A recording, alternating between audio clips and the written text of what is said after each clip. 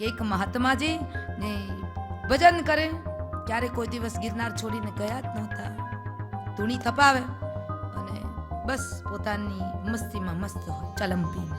ગિરનારના સાધુ તો પીવે, એમાં કઈ ખોટી વાત નથી, ભલે પીવે, મસ્ત હોય. એના શરણે કોઈ કેન્સરથી પીડાતો ભાઈ, રોગિષ્ઠ ભાઈ આવ્યો, બાપજીને પ્રણામ કર્યા. પ્રણામ કરી અને પછી પગે લાગીને એકદમ રડ્યો અને કહ્યું કે મહાત્માજી કૃપા કરો.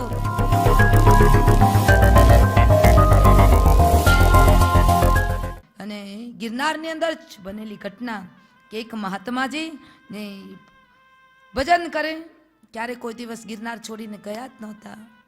ધૂણી થપાવે અને બસ પોતાની મસ્તીમાં મસ્ત હોય, ચલમ પીને. ગિરનારના સાધુ તો પીવે, એમાં કઈ ખોટી વાત નથી, ભલે પીવે, મસ્ત હોય. એના શરણે કોઈ કેન્સરથી પીડાતો ભાઈ, રોગિષ્ઠ ભાઈ એ આવ્યો, બાપજીને પ્રણામ કર્યા. પ્રણામ કરી અને પછી પગે લાગીને એકદમ રડ્યો અને કહ્યું કે મહાત્માજી કૃપા કરો, કોઈ એવા આશીર્વાદ આપો. કેન્સરના બીજા સ્ટેજ પૂરું થયું છે, ત્રીજામાં આવી ગયો છું, હું બચી જાઉં.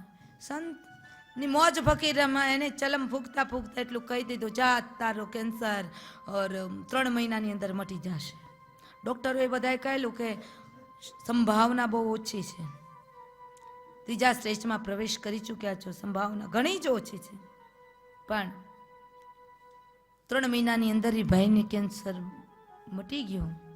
પણ એ મહાત્માજી હતા ને, 9 મહિનામાં મહાત્માજીએ કોઈ દી જન્મીને અન્ન નહોતું ખાધું, ખાલી જળ પ્રવાહ અને ચલંપી અને જે ફળફળાદી ખાઈને પોતાનું જીવન યાપન કર્યું હતું. એને થોડા જ મહિનાની અંદર કેન્સર એને લાગુ પડ્યું ને એની ઠઠડી ઉપડી, એ ગુજરી ગયા. રામકૃષ્ણ પરમહંસ દેવને કેન્સર થયું. એના કયા એવા જન્મના પાપ હશે? કોઈ જન્મના પાપ નહીં. જે જગદંબાની સાથે, કુળદેવીની સાથે પડદે વાતો કરે, એના કોઈ એવા થોડા પાપો હોઈ શકે, પણ એને કર્મની સજા ભોગવવી પડી. એ કઈ સજા? લોકોને બહુ આશીર્વાદ આપ્યા ને, પરિણામે એ કર્મનું ફળ રામકૃષ્ણ પરમહંસ દેવ ઠાકોરને આવ્યું. ત્યારબાદ ડોંગરે મહારાજ જેવી વિભૂતિ, ભારત વર્ષની ભૂમિ 5000 વર્ષ સુધી તપસ્યા કરે ને આ જમીન પૃથ્વી દેવી, ત્યારે ડોંગરે મહારાજ જેવા એક સંતની પ્રાપ્તિ થાય. મગ સિવાય તો કઈ જમ્યા જ નહોતા જિંદગીમાં, બાફેલા મગ જ ખાધા, નમક પણ નહોતું ખાધું. પણ એ ડોંગરેજી મહારાજને અંતે કેન્સરનો રોગ લાગુ પડ્યો. એનું કારણ બધાને બહુ આશીર્વાદ આપ્યા, કર્મની પીડા બાપજીને ભોગવવી પડી. પાંડુરંગ દાદા ગામડે ગામડે જઈ ગીતાની જ્યોતને જલાવી જ્વલંત કરી, બધાને જય યોગેશ્વર બોલતા શીખવાડ્યું. માછીમારોને પણ જય યોગેશ્વર બોલતા શીખવાડ્યો. બાપજીએ કેટલી મોટી જ્યોત જલાવી, કોઈ દિવસ શાંતિની નિંદર નથી લીધી.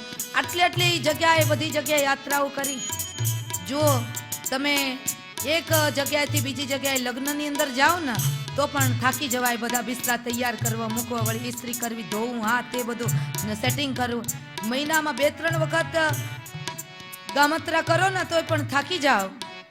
તો અમારે તો મહિનાની અંદર કેટલી વખત આ બધું સેટિંગ કરવું, વળી બેગ ભરી, વળી ભાગો, વળી સેટિંગ કરી અને ફ્લાઇટની ટિકિટો જોવી, ટ્રેનની ટિકિટો જોવી, વળી બધાને સેટિંગ કરીને બધા ભાગીએ, વળી પાછા જે સ્થાને કથા હોય ત્યાં ભેગા થઈએ. કેટલી મોટી જવાબદાર.